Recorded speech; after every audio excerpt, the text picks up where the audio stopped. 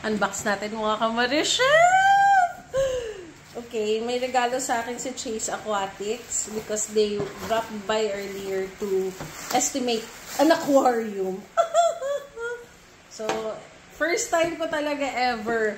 I've been wanting na makapunta dito kay Chef RV, pero wala talagang time. So, ito na. Bibingka Galapong. Binyan's Best Homemade. Buksan na natin! Honest review tayo ah. Grabe, ang ganda. Ang laki niya. Okay, these are really big.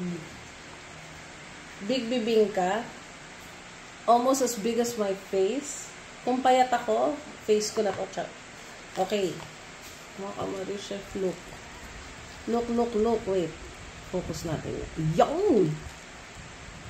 Okay, so, makapal siya. This is an inch.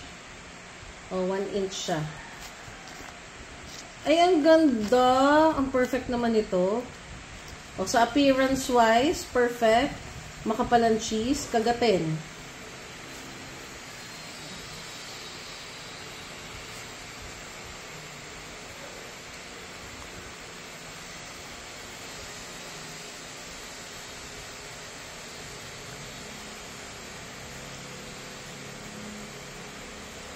Oo nga.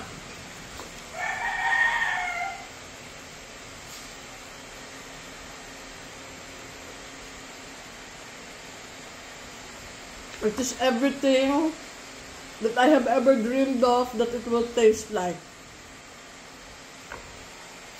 Matapang ang lasa ng gata. Madami yung salted egg. It's fluffy. You see that? The cheese there. So, it's sweet, it's salty, and it's perfect. Galing mo talaga, Chef RV. Sarap! Perfect, no? Ah!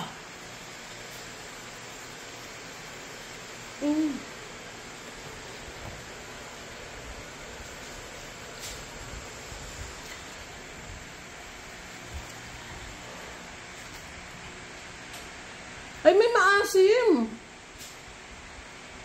May cream cheese. Sarap.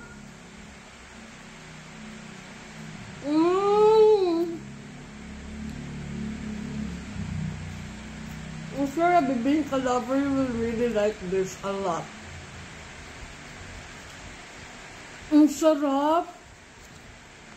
Tsaka ang perfect ng pagkaka-rice nung dough. Tapos may tutong siya. Ayan, tapos makunat. Makunat na nang lalaban na, hindi nang lalaban. Ang sarap sa Barbie, sarap. Yan ang bibingka. Perfect.